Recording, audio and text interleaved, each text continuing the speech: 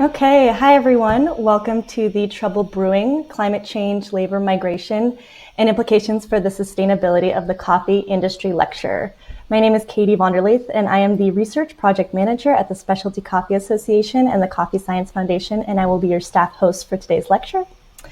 Before we get started, we would like to thank all of the Expo Weekend sponsors, including Pacific Barista as the title sponsor, and Savor Brands, Chemex, and Roastar as underwriters. One quick housekeeping note. During the lecture, please feel free to type your questions into the Q&A tab on the right of the chat tab on the right-hand side of your screen, and then we'll have time at the end of the lecture to answer your questions. So it is my great pleasure today to introduce our presenters, Evie Smith and Lisa Artuso. Lisa is a graduate student in the International Agricultural Development Master's Program at the University of California, Davis. Prior to her current studies, she implemented USAID programs in international agricultural development in East and West Africa and East Asia for Creative Associates and ACDI Boca. Currently, Lisa is a teaching assistant for a course on the global coffee value chain called Just Coffee. And Evie Smith is a master's student in horticulture and agronomy at the University of California, Davis. She holds a master's degree in international agricultural development from UC Davis and bachelor's degrees in agronomy and horticulture from Auburn University. She is also part of the development and teaching team for the UC Davis Just Coffee course. All right, so without further ado, Evie and Lisa, you can go ahead and take it away. Great. Thanks so much for the introduction, Katie. We wanted to start off our presentation today by thanking the SCA for moving some of these lectures online. We know that there have been a lot of disruptions to daily life recently, and we're thankful to be able to share this information with you online. So as Katie mentioned, I'm Evie, and this is Lisa, and we're part of the UC Davis Coffee Research Center. And we'll be sharing with you about some of the results of the research that we've been conducting for the past year and a half. So our presentation is called Trouble Brewing, Climate Change, Labor Migration, and Implications for the Sustainability of the Coffee Industry. So just to start out with an outline of what we'll be going over today, we'll start off with an overview of our research, and then we'll dive into a discussion of the results of our research, particularly as it relates to climate change and labor migration and their implications for the sustainability of the coffee industry. And then in the second half of our presentation, we'll have a time for a question and answer session. So please be thinking of questions to ask during the second half of our time together. So like I said, I'm going to start off with just an overview of our research. So as Katie mentioned previously, Lisa is a master's student in international agricultural development, and she's a social scientist. And I'm a master's student in horticulture and agronomy, and I'm an agricultural scientist. And so a little over a year and a half ago, we formed an interdisciplinary research team to conduct an agronomic research needs assessment for smallholder coffee production in Guatemala. The goals of our research were to document how coffee producers make agricultural and market decisions, and to better understand major agricultural challenges that are facing smallholder coffee producers in Guatemala, as well as to understand what criteria they use to make decisions when they're dealing with those challenges. And then our plan was to use the findings of that research needs assessment to develop future research in our respective disciplines that would address these needs that we learned about through the needs assessment. So it was very important to us to conduct research that used both social and agricultural sciences. Academic research is often conducted in silos, and those silos rarely communicate with each other, and that can limit the applicability of academic research to people outside of academia. So we wanted to make sure that the research that we were conducting would be directly applicable for smallholder farmers, which is why it was important for us to consider perspectives from social science, like how information travels and how people make decisions, as well as information from agricultural sciences, like how crops are produced and how different issues like pests and diseases might directly affect coffee production. Another element of our research that was very important to us was that we formed collaborations with local research partners. So we worked with Caravella Coffee, who many of you probably know is a green coffee importer and exporter that's working throughout Latin America. And we also worked with Desagro, which is an agricultural input company that also works throughout Latin America. And both of these companies have staff that work directly with coffee farmers to provide them with technical assistance to improve their coffee production. So we spent 3 months in Guatemala last year working with these partners to conduct over 60 interviews with coffee farmers and other key informants like technical assistance providers, coffee buyers, and non-governmental organizations working in coffee. And then when we came back to the States, we conducted a mixed methods data analysis to draw out major themes from our research, which I'll talk about on the next slide.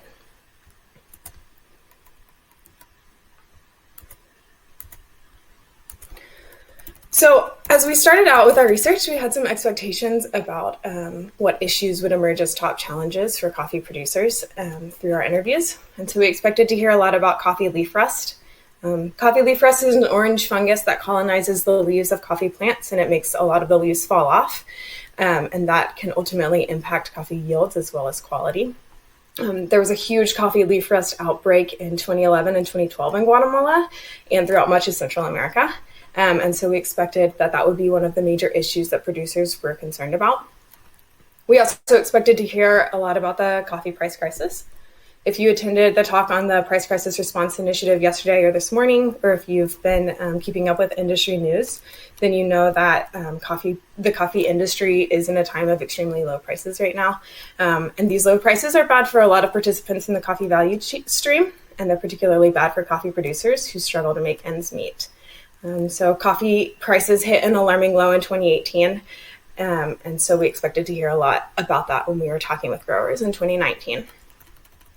So we analyzed our data and we looked at the number of mentions of different types of challenges facing coffee producers. And you can see the results that were mentioned by our interviewees. And so the top 4 challenges that were mentioned were pests and diseases, and then climate change, and then low coffee prices, and finally high labor needs and labor migration.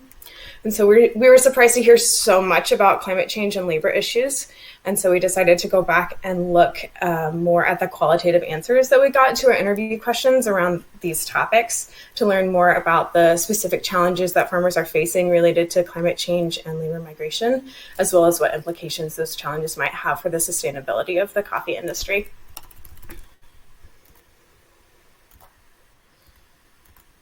So before delving deeper into that topic, I want to share a little bit about the coffee production scene in Guatemala. So there are over 125,000 coffee producers in Guatemala, and 98% of them are smallholders. So ANACAFE is the National Coffee Association in Guatemala, and they classify smallholder farmers as producing less than 200 quintales, which is about 20,000 pounds of parchment coffee annually. Coffee is produced in 21 of the 22 departments in Guatemala, and we conducted research in 5 of those departments. Much coffee production is generational, and so grandparents and parents and children are all growing coffee on the same land or have produced coffee on the same land. So of the producers that we interviewed, their families have been growing coffee for anywhere between 2 and 60 years. There are diverse production situations in coffee in Guatemala, as in many smallholder coffee producing regions. So coffee is produced on a variety of different terrains, including flatlands, as well as more commonly up the sides of mountains and volcanoes. We interviewed producers that were growing coffee anywhere between 1,000 to 2,400 meters above sea level, which is about 3,200 to 7,800 feet above sea level. And there are also varying microclimates, soil types, and other factors that add diversity to different production situations. Again, as in many coffee growing areas, most smallholder producers are responsible for on-farm tasks like pest and disease management, as well as fertilization, pruning, harvesting, as well as processing, drying, storing, marketing, and selling their coffee. So technical assistants or extension providers exist to support coffee producers in these tasks. Some formal sources of extension or technical assistance include ANACAFE, as well as agricultural input companies like Desagro, coffee buyers like Caravella, as well as non-governmental organizations, nonprofits, and development workers. And we also learned through our interviews that many producers rely on informal networks, such as communication between neighbors and family members for the majority of their production and market information. So now Lisa is going to introduce you to one specific coffee producer that we met this summer. Thanks. Excuse me. Thanks, Evie. We want to take a moment and introduce you all to a grower we met this summer, Christian Lopez. We'll be using his story to illustrate how the challenges of climate change and labor migration are affecting coffee farms in Guatemala. On the right, we've highlighted some key farm and agribusiness information to give you a sense of his production and put it into the context of other producing situations. First, Christian's farm is located at 1,400 to 1,600 meters above sea level, which is about 4,500 to 5,200 feet above sea level. He produces about 900 quintales of coffee and parchment each year. Parchment coffee has been dried, but not fully milled to the state of green coffee. And green coffee, for those of you who aren't used to these terms, is what is roasted into the final bean we grind and use to brew coffee. Quintales are the primary unit of measurement for coffee volume in Guatemala and are used throughout parts of Central and South America. Using the International Coffee Organization's conversion rate for parchment to green coffee and adjusting from quintales to pounds, we estimate that Christian produces about 73,000 pounds of green coffee per year. His farm is divided into several smaller parcels, and he didn't provide his total farm size, but he did share that he's considered a larger producer according to Anacafe. The makeup of his farm across several plots is representative of a lot of growers in the region, according to him, as well as extension providers we spoke with.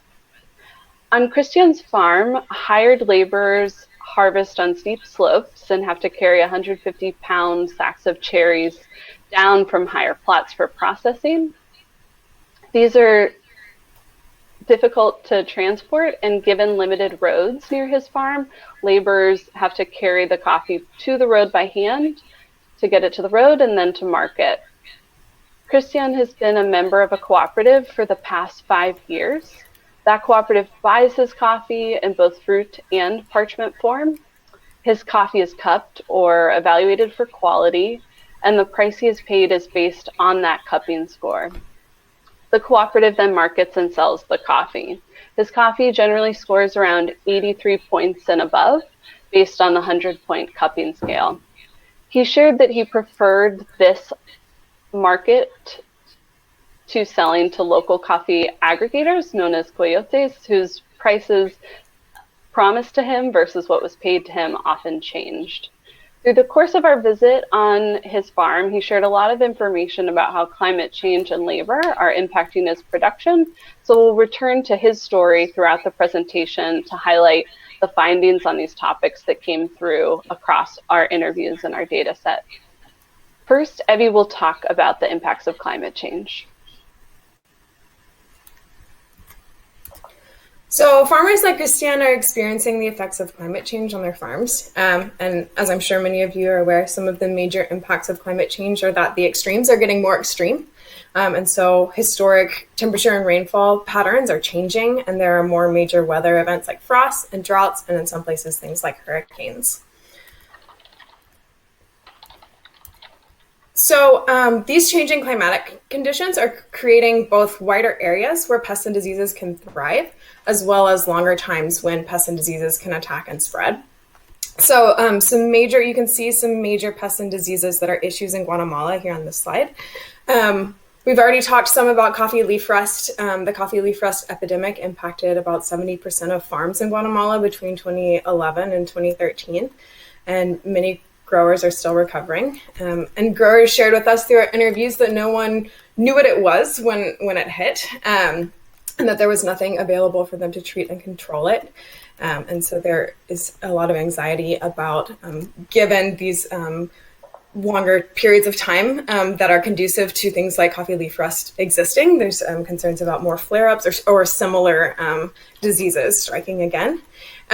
Coffee berry borer is an insect pest that's a big issue in coffee production. So coffee berry borer drills holes in the cherries, like you can see in the middle of this slide, and that those holes go through into the seeds as well. And so that both the coffee berry borer as well as the coffee leaf rust cause physical or flavor defects, and that reduces the value and sort of the sellability of the beans, as well as the overall plant yield. Another issue that climate change is impacting is nutrient management on coffee farms. So for those who are not familiar with agronomic terms, nutrient management refers to how and when farmers apply fertilizers or nutrients, which can be either synthetic or organic on their farms. And so when we visited coffee farmers, we saw them applying things like composted cherry pulp or vermicompost, which is compost that specifically uses worms to break down the organic matter, as well as applying some synthetic fertilizers on their farms. And so in order for plants to be able to use nutrients, they usually have to be applied with water. Most coffee that's produced in Guatemala, and as well as in many other countries, isn't irrigated at all. It's all rain-fed. And so the fertilizer has to be applied just before the rains in order for the plants to be able to take up the nutrients from the fertilizer. And so many producers told us that they're finding that it's not raining at the same time of year that it did when their parents were cultivating coffee. And this means that the plants aren't getting the nutrients that they need at the times that they need them in their development cycle. They also shared with us that it's raining harder than it used to. And so instead of the nutrients sort of soaking into the soil, they're running off and the plants can't access them. So in this picture, you can see a well-fertilized plant that's received adequate rainfall. And you can see that it has deep red cherries, and they're all, the ripening was pretty consistent. They're all about the same stage. And so this kind of growth pattern means that you're going to get higher quality beans. And it also means that it's easier and it takes less time to harvest this plant because harvesters can just go through once and pick off all the ripe cherries at one time. Contrast that with the picture that we see on the right in this slide. So the image on the right is an example of coffee that hasn't received the same kind of care or been in as good of an environment as the coffee we were just looking at. And so you can see that some of the cherries are that ideal dark red color, but some are green and some are ripening and some are overripe and dried on the plant. And so harvesters, laborers, will have to go through and selectively harvest the high quality coffee, those ones that are perfectly red, to get the higher quality crop. And so that takes longer. It takes more passes through harvesting the same plants over and over again. And that requires more labor as well as more precisely trained labor. So many of these farm management needs and harvest demands Evie discussed are also impacted by labor migration. Labor migration is occurring throughout Guatemala. Of the 5 departments we visited, we heard about it from interviewees most consistently in Huehuetenango and Chiquimula. Chiquimula is in eastern Guatemala and shares a border with Honduras.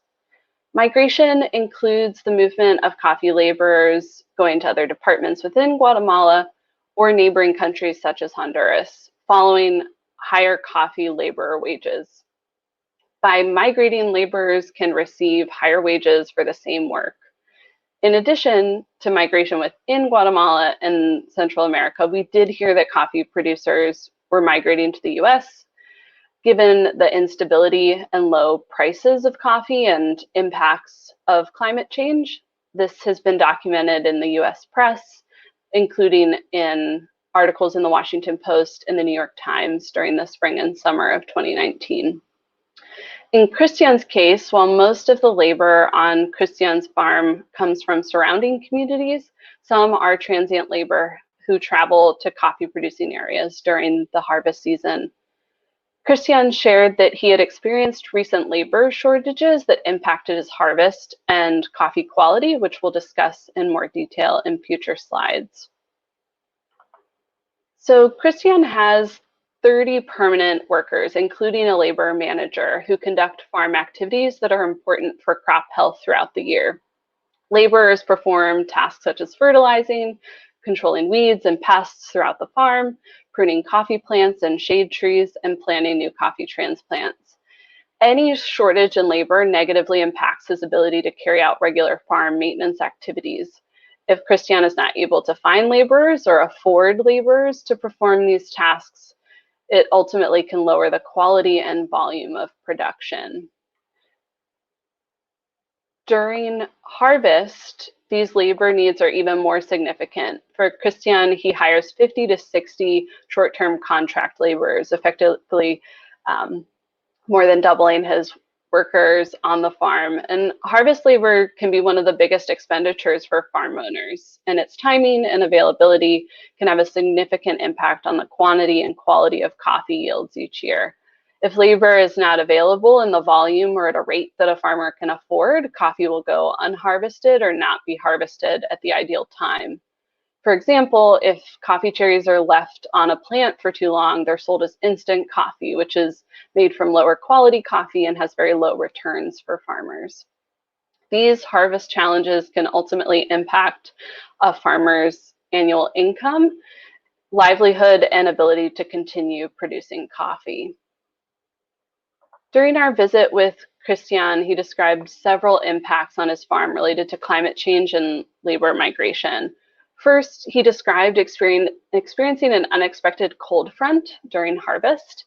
This had occurred in more than one season and was not something his father had dealt with. The timing of the cold front meant that he could not harvest because it would negatively impact the processing and quality of his coffee. By the time it had passed and he was ready to harvest, he wasn't able to find enough laborers. As a result, much of the coffee crop dried and rotted on the plants, leading to a reduced yield. Christian shared that between his most recent harvest affected by this cold front and the preceding year's harvest, the average cup quality reduced by 5 points, and he attributed this to the poor rains and the lack of laborers to harvest the coffee at the right time. And again, lower yield and lower quality coffee means less income that year for Christian. When you consider the climate change challenges Evie shared, combined with these labor shortages, the impact on producers is significant. Farmers can't follow the farm management calendars passed down between generations or perfected over time. It makes it very difficult to manage coffee production when conditions are changing rapidly and are unpredictable. The challenges we shared today are compounded by low and volatile coffee prices and limited technical assistance.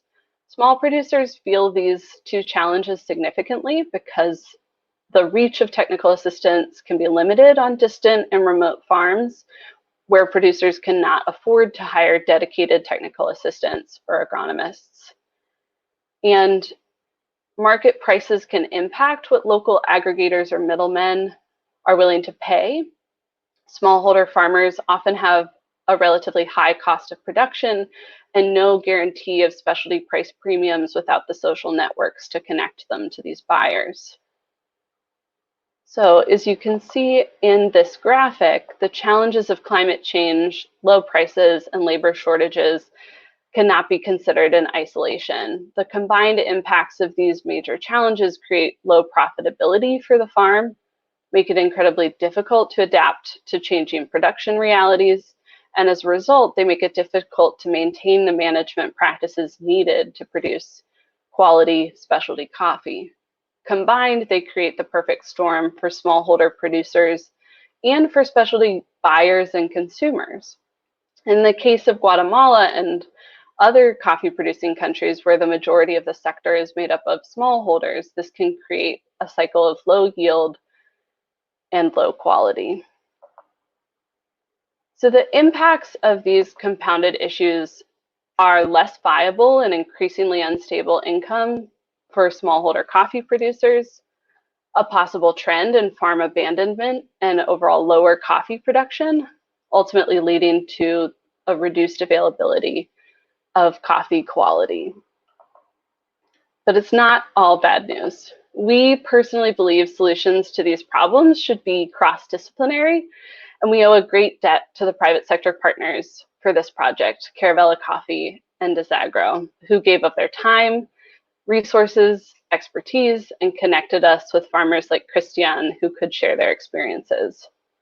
Cross-sector partnerships can draw on the strengths and unique perspectives of different actors within the value stream and should include pilot projects to test different ideas, the sharing of data and information across projects and sectors, and identify specific roles that each actor can fill. And we also believe that farmers' voices in research and development initiatives need to be amplified. Farmers are best suited to characterize the challenges they face and are already identifying and testing solutions they see as worthwhile. We also see a role for actors across the value chain and look forward to hearing from our audience today about their ideas or initiatives they've already started. For example, we see a role for large industry players and donors to contribute to solutions that prioritize research and R&D that addresses producer constraints whenever possible. Small and medium-scale coffee roasters and importer-exporters who are working directly with producers should communicate with their farmer suppliers and ask about the problems they're feeling most acutely and engage them in supporting adaptation strategies. There's work for academics to do as well. Researchers must step out of those disciplinary silos to develop integrated solutions that target these issues in a more holistic manner. Coffee consumers can also contribute to developing solutions and being a part of the solution by choosing to purchase their coffee from roasters and cafes that they know are responsibly and reasonably addressing issues faced by coffee producers. We also recognize this response has to be broad and encompasses different priorities, so consumers and coffee sourcers can choose those priorities and impacts for themselves. UC Davis Coffee Center continues to be a space where this cross-disciplinary research can be cultivated. We'd love to hear from you if you're interested in collaborating or looking to connect with other faculty and students conducting research on our campus. There's more information about possible solutions as well as our methodology in our final research report, which we're happy to make available upon request.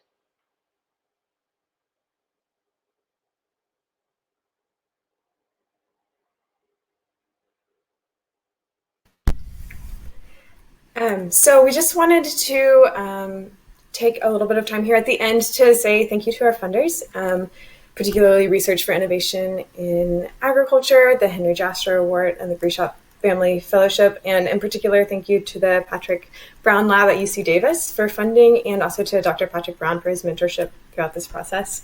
We also wanted to say a big thank you to Desagro and Caravella for partnering with us, and to their staff for letting us tag along on their farm visits and very patiently answering all of our millions of questions. We also wanted to say a thank you to all of the farmers and other key informants that gave us their time and welcomed us into their homes and onto their farms and shared about their work with us. We appreciate all of your support and collaboration, and this research could not have been done without you. As Lisa mentioned, please feel free to reach out to us if you have any questions that we don't get to today or would like to see our report. Our email addresses are here on this slide.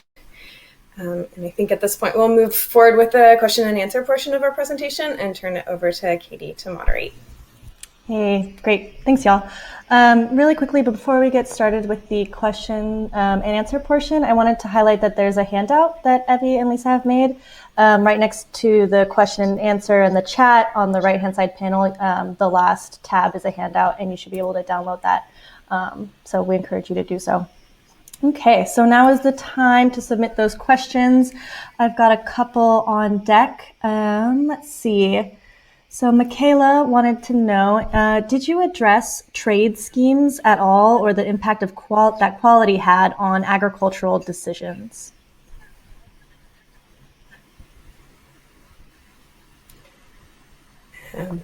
I guess I can start with that one. I think that was a topic that sort of inherently came out in our interviews, in that, you know, there's a lot of conversation around specialty coffee and price premiums that come from being able to sell coffee on the specialty market as opposed to selling it more on the C market. And so a lot of producers were very interested in figuring out how to produce the highest quality coffee that they could to be able to take advantage of those price premiums. I don't know, Lisa, if you wanted to add. Yeah, I'll just say that most of the farmers we spoke with were very cognizant of their options and their constraints. So we heard from a number of farmers about their own interest in accessing more regularly quality assessment of their coffee, or they already had it to kind of fact check maybe even their buyers' scoring of their own coffee. Christian, for example, has his coffee cupped by the cooperative to assess the price, but he also pays to have it cupped separately so that he can validate that final score. So I do think that farmers are thinking about that intersection, but are also in a position where they may not be able to follow all of the prescriptive agronomic recommendations for high quality coffee because of some of these price constraints, depending on the size of their production and the history of their production. Okay, great. Thanks, you two. There's a couple questions about technology adoption. Layla was asking if, what was your experience with farmers' willingness to adapt to technology to help with issues such as nutrient management? And then they're also interested in how they can connect with you. I think there were some email addresses on this previous slide. So right there, if you wanted to email them, you're definitely welcome to do that. But yeah, in terms of technology adoption, did you find that most people were trying to adopt different technologies to help with quality and mitigating some of these risks? Something that really struck me in a lot of our interviews is that we asked growers, like, are you doing any experiments right now on your farm to address XYZ issue? Or like, if you had the resources, would you be interested, or what would you be interested in experimenting on? And pretty much every grower that we asked that question of had a list of things that they were either already trying out on like a small plot of their land, or that they were very interested in trying out. And so there's definitely, the growers that we were talking with understand, because the conditions are changing so rapidly, that they also are needing to adapt the management strategies that they're using on their farms. The other thing I'll add is that when we spoke with key informants, so these are either buyers, extension providers, and we spoke to a number of representatives in the nonprofit and NGO sector in Guatemala. And there's a tension between technologies that are ICT based, so information communication technologies, and farmers' access to those and the applicability of them depending on the context. And so we heard about emerging ICT technologies that might assist with understanding the agronomic conditions, plugging into weather data, et cetera. But also heard from producers about the limits of those. And so I think the appropriate technology question is always an important one to ask. One producer shared with us that his cooperative has an information tree, kind of a phone tree, or someone is responsible for sharing information from farmer to farmer. And so if there is a situation where cell phone use or smartphone use is not highly present, there are other ways that new technologies and up-to-date information is traveling on the ground. One other thing that I wanted to add about that as well is that there was, I guess there's sort of a spectrum of technologies, right? And so it depends also on what kind of technology we're talking about. And one of a big constraint to technology adoption that you see is just the financial constraint, right? And sort of a risk management factor involved in that as well. And so, as in many business propositions, you kind of want to know that a technology works before you invest your limited capital in adopting that new technology. And so we heard those kinds of conversations and comments as well in our interviews. Great. A question from Ruth Ann Church. She asks, was the fact that Christian was part of a cooperative important to his ability to adapt to climate change? In other words, do you think he would be as resilient if he was not part of a cooperative, if he was not a cooperative member? And this is in your opinion. Yeah, in my opinion, Christian was only a member of a cooperative for 5 out of the 14 years he had been in charge of his family farm. And so I think that is a contributing factor to his ability to consistently access a higher price for his coffee, which might ultimately help with those mitigations. But he is fairly well connected, in the sense that his brother worked for Ana Cafe. He had consistent technical assistance on his farm from multiple actors. And so I think that those factors might be more informative in terms of his information networks and technical assistance for climate change mitigation and adaptation than the cooperative itself. But again, I think our overlapping Venn diagram, in terms of challenges but also solutions, points toward needing multiple safety nets. Just having the information and not having consistent prices is not going to put you in a better position. So the solutions would also have to undergird one another to put someone in a strong position. Great. Helen asks have the farmers considered growing Robusta, and if I'm allowed to expand a little bit, or other crops in addition to switching varieties? We saw Robusta growing on one farm, and it was more to look at it as a rootstock. So getting off onto my agronomic tangent a little bit, I suppose, but grafting is sort of an agricultural thing that happens. And so what you do is you take what's called a rootstock, which is the root, the bottom part of the plant, and then you basically attach the top part, it's called a scion, onto the rootstock. And so you get, if Robusta is your rootstock, the bottom part of the plant, you get some of those like resilient qualities of the Robusta. But the actual beans that you're producing are still Arabica beans, right? And so you get both the resilience as well as the quality is the idea. And so we did see a lot of grafted plants that had the Robusta rootstocks and then the Arabica scions, and we did see one grower that was just growing Robusta.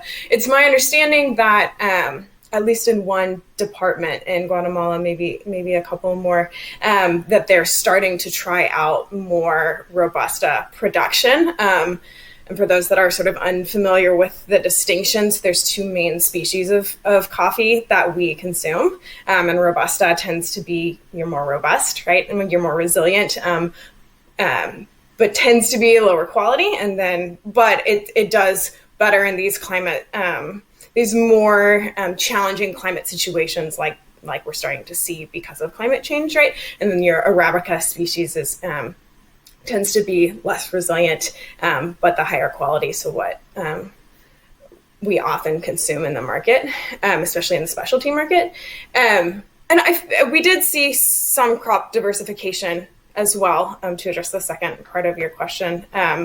Avocados was a big, so many of you probably know coffee is a shade grown crop, and so it grows often under the shade of another crop. And so we saw a lot of avocado. We saw some macadamias that producers were growing in conjunction with their coffee to provide shade, as well as to provide sort of a diversification of income on their farms. And kind of similarly, in addition to Robusta plants, do you see that farmers are getting more resilient varieties and testing out those varieties that are resilient to leaf rust? Yeah,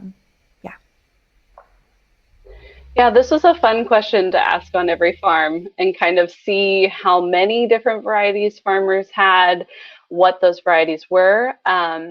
There were a couple organizations providing or promoting rust-resistant varieties specifically, including Ana Cafe 14 and Sarchimores. And so we saw a farm that had received seedlings from Starbucks that was planting those rust-resistant varieties, and several farms where Ana Cafe 14 was doing well and also had a good cup quality.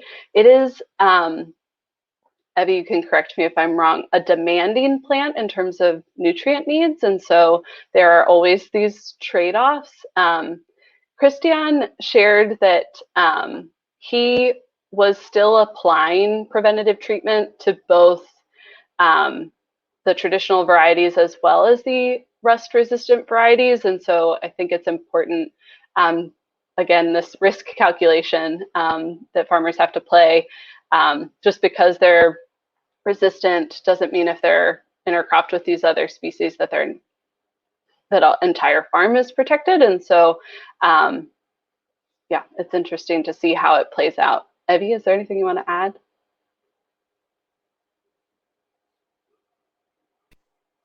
I agree with everything that Lisa said. And would just to highlight that sort of trade-off that often exists between resilience and quality.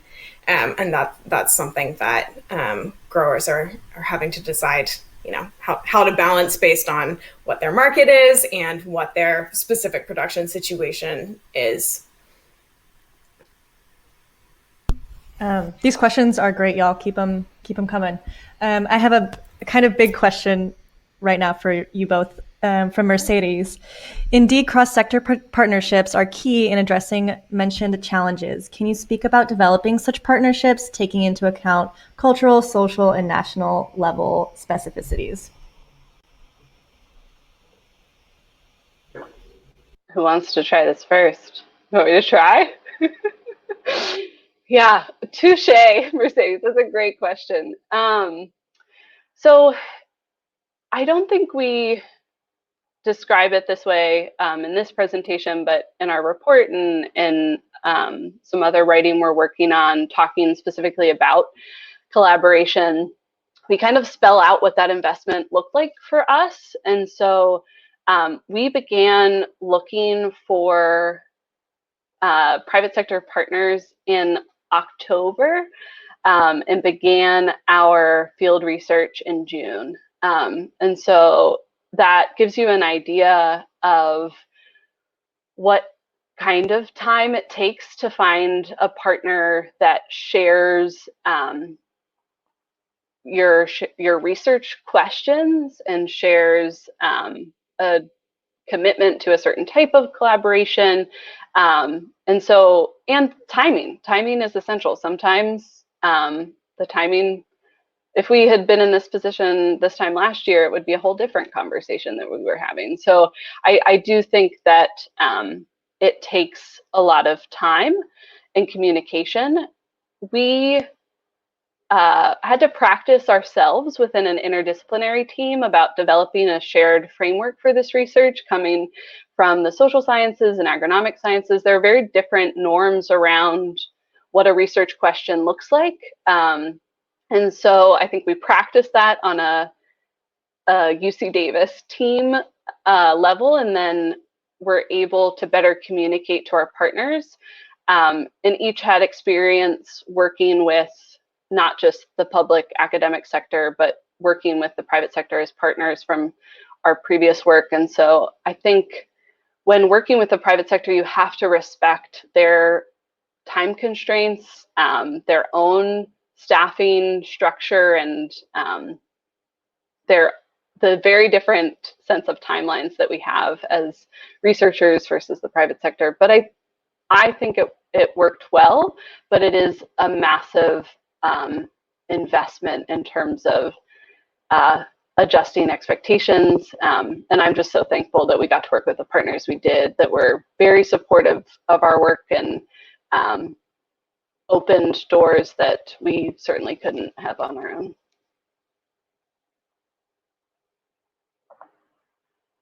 Great. I think great job, Lisa. We have a couple of questions asking about technology again. A few folks are wondering if mechanization of harvesting seemed like a feasible option in a lot of these places. And then also someone asked about irrigation systems as well. So I wonder if we can tackle those two in the same question. Cool. I can take a stab at this one. So we had a couple of conversations with technical assistance providers as well as growers about mechanization of harvest. And that's obviously being done in some coffee producing countries already. The difference, I think, between a lot of the production situations in Guatemala versus some of the places that have already implemented mechanization of harvest is that those places are flat. And in Guatemala, like I mentioned at the beginning, a lot of people are growing on the sides of volcanoes, And so like it's hard to walk, let alone, consider the machinery and like the maneuvering that would have to do to be able to actually harvest up the side, of a 45, 60 degree slope up the side of a mountain. And so it's challenging, for a lot of growers for that reason, as well as like that's an additional equipment investment. And so people need to know that it works and it's not going to damage their yields or the quality of their harvest before they sort of implement that kind of technology. But we did talk to someone about who was considering or who was looking at using like a shaker. So it would like attach to the coffee tree and then shake the cherries off that were ripe. So that was one. And then I think you said the other question was about irrigation. And so, so obviously water was a huge conversation that we had with a lot of people. There are a lot of challenges that you see with irrigation. And I think people mentioned irrigation as something that they were interested in a lot. But there's a lot of logistical challenges around that. You have to have a water source, and then you have to be able to get that water actually out to your farms. It's a major sort of equipment investment to put out all the hoses and those kinds of things to have your irrigation system. We saw, I think, one farm that had a pretty massive irrigation operation, but for the most part, and especially when you consider that most growers are smallholder farmers, and like Lisa mentioned, as was Christian's case and many other growers' case, their sort of plots of land are spaced out all over the place. And so they would have to have a well then at each place where they were implementing irrigation, and so anyways, there's a gamut of logistical challenges, especially for smallholder farmers around irrigation. And so people were looking at some other sort of preliminary research as well for other kinds of moisture retention strategies. And so some big topics that we heard people talk about or that we discussed with people were things like maybe increasing shade or just finding other ways to cover the soil. And so if that's like including more leaf litter or planting sort of annual crops in between the rows. And so that helps retain more moisture in the soil that the coffee plants have access to for a longer period of time. So those kinds of things are maybe alternatives that are less logistically challenging. And then somewhat related, Logan asks, given the volatility of pests and diseases due to climate change, what are your thoughts on organic farming and its risks to the farmers' livelihoods?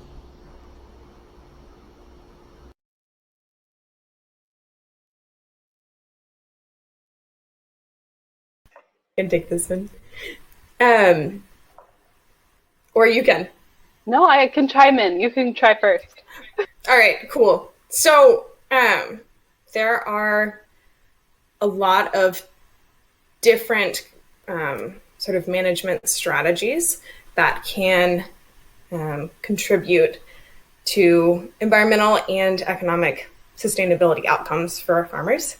And so if organic management makes sense, if there's a buyer that wants to purchase organic coffee and will pay the price premium that it requires to compensate the farmer, the grower, for that increased sort of labor investment, time investment, as well as the time that it takes. It takes about 3 years to convert a farm from conventionally managed to organically managed. And so if there's a buyer that is willing to commit to supporting a grower through that process and pay them, then that can be both an environmentally and an economically viable strategy. But there are also a lot of sort of moderate or more responsible, conventional or sort of hybrid organic and conventional management strategies that can also be have really positive environmental impacts as well. And so, there's just sort of a gamut of management strategies that can work for growers. I will just add that our data, just by nature of the farms we visited, didn't include a lot of organic producers. So we visited one farm where, like Christian, the producer had multiple plots, and so the majority of his plots were organically managed, but not all. Again, kind of based on the conditions. And then we also visited a large mill that bought a lot of organic coffee. So I don't think that we had the experience of hearing from producers about managing those specific challenges, but we did kind of discuss these types of trade-offs. Great, thank you. Let's see. I'm going to try and shoot for another 3 or 4 questions. We have a question from Stephanie who asks, were you able to interview women-led farming households to examine possible gender-based differences in challenges and experience or strategies adopted?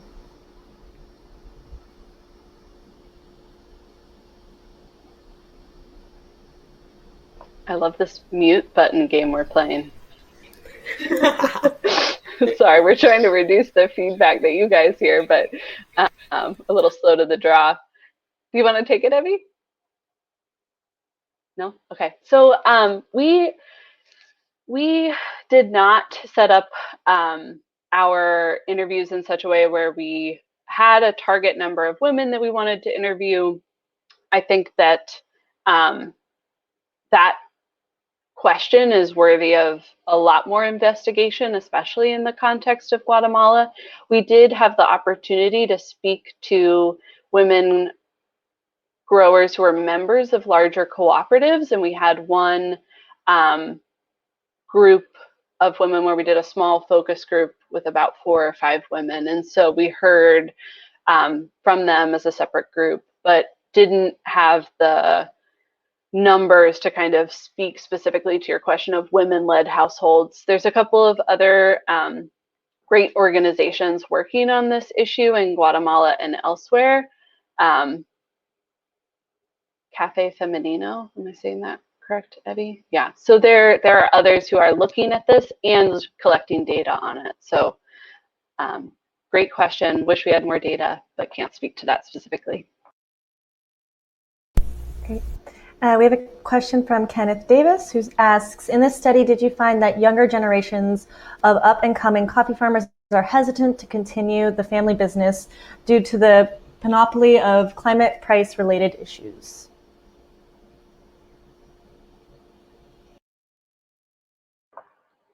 So similar to the last question, we did not target youth or younger generation farmers. There was one cooperative in Huehuetenango that had 2 young farmers that were actually new. Their families hadn't owned farms prior to their joining the cooperative and starting to farm. And we asked one of these questions, and it almost wasn't something they had considered, or maybe in the context they didn't feel comfortable sharing. But while this is something I've talked a lot about and heard a lot about from my past work in development about aging farming populations in general, these 2 young men did not seem to be intimidated. They came from a community that had grown coffee for multiple generations and wanted to participate in that, which I think is an interesting kind of almost counter narrative to what we hear, but it's a very small sample. And again, we didn't target young growers in our study. So that's much more anecdotal than kind of study-wide comment. I love this question from Monica. What was the most innovative thing you saw the farmers trying during your time in Guatemala?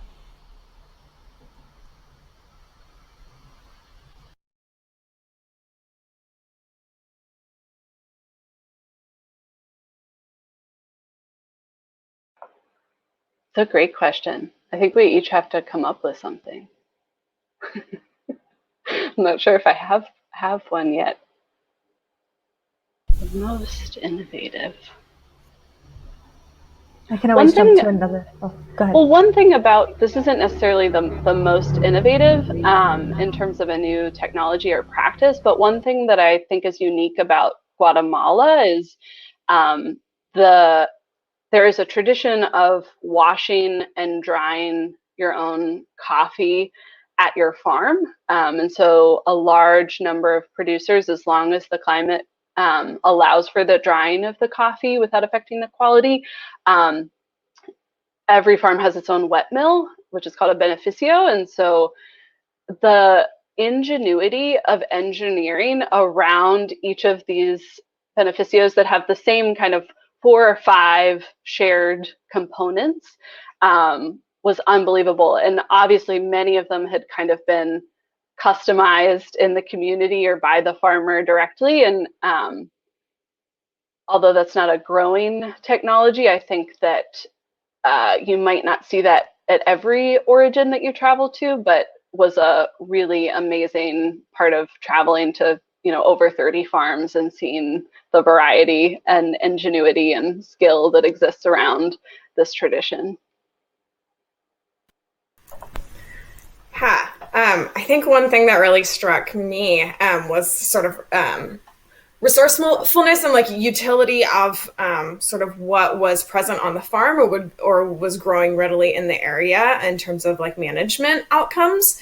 And so one thing that we saw, actually one of the technical assistance providers that we were working with share a lot, and some producers implementing, was that they would take the stalks of banana trees and they would cut them in half. And I don't know if you're aware, but the stalks of banana trees retain a ton of water. And so they would take those stalks and they would cut them in half lengthwise, and they would flip them upside down next to the rows of their coffee trees. And then that would provide a more sustained source of moisture for the coffees that were planted, the coffee plants that were planted in that row. And so those kinds of like sort of micro adjustments that people were making on their farms, given the resources that they had available to them, was super impressive. Okay, I think we can squeeze this last one in. It's from our friend Kate Polakowicz. She asked, were there any findings from your research that surprised you?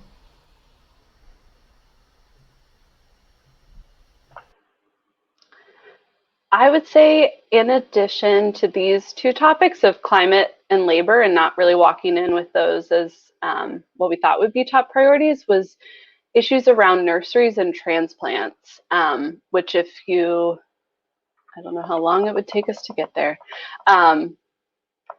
is abbreviated down here as nurseries. So it was not something we were expecting, and definitely surprised me, and is a challenging topic that I know World Coffee Research has tried to tackle in other countries like the Philippines. So there's models out there, but definitely a thorny challenge.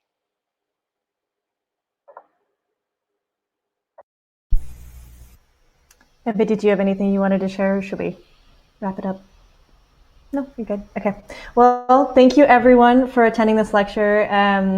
That concludes this lecture. We'd like to thank Pacific Barista as the title sponsor, Savor Brands, Chemex, and Rostar as underwriters for the Expo Weekend lectures. You should see shortly, or may already see in the chat, a link to a survey to fill out. So if you could please complete that link, that would be great. And have a good weekend, y'all. Bye. Thanks, Lisa. Thanks, Evie. Thanks, everyone. Take care. Bye.